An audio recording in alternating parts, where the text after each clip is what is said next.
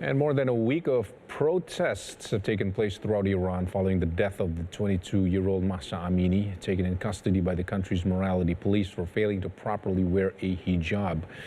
Protesters now fill the streets, burning headscarves in the face of authorities, as VOA's Arash Arabasadi reports.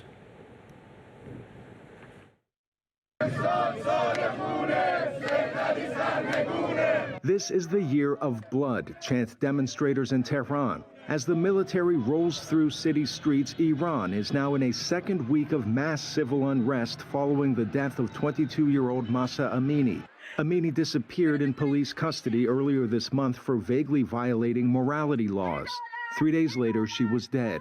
Iran said it has ordered an investigation. A global outpouring of support has followed Amini's death amid renewed calls against Iran's Islamic Republic.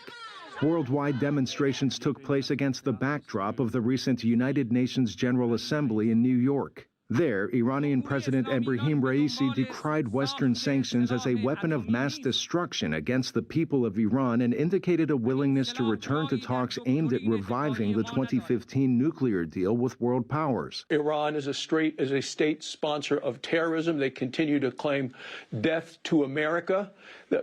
We cannot allow them to have a nuclear weapon. I've always felt this administration was too eager for a nuclear deal or any deal with Iran. I think we should not go forward with one. This administration wants to send tens of billions of dollars to Iran for a deal that I think is going to be a bad deal for America.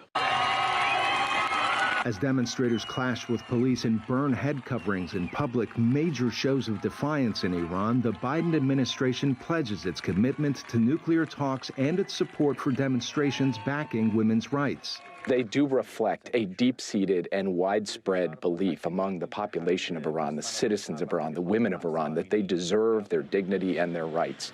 And the United States is being absolutely clear and firm publicly from the well of the United Nations, as you heard President Biden speaking out on behalf of the universal human rights of all of the citizens and all of the women of Iran. Iran sits near the bottom of global rankings on women's rights. According to a 2020 World Economic Forum report, only the Democratic Republic of Congo, Syria, Pakistan, Iraq, and Yemen fare worse. Women caught in public without the hijab can face multiple years behind bars. Throughout this current wave of civil unrest, dozens of protesters have died.